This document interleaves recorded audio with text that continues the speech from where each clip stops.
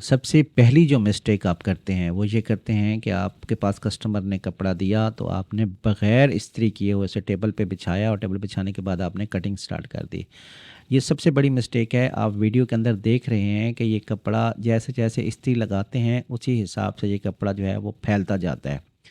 तो ये एक बहुत बड़ी मिस्टेक होती है जो दर्जी भाई जो है वो इस बात का ख़्याल नहीं करते। और उसके बाद अगर ये देखें यही सूट जो है सिलाई होने के बाद आप कटिंग के दौरान इस्त्री ना करते तो सिलाई होने के बाद जो है जब कस्टमर के पास जाता वो इस्त्री करता तो ये आधा-आधा इंच जो है वो कपड़ा बढ़ जाना था। तो ऑटोमेटिकली इसकी जो लूज़िंग थी वो बहुत ज़्यादा हो जानी थी और कस्टमर आपसे कभी भी मुतमईन नहीं होता।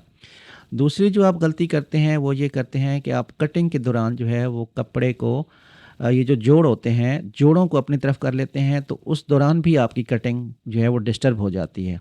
इसको हमेशा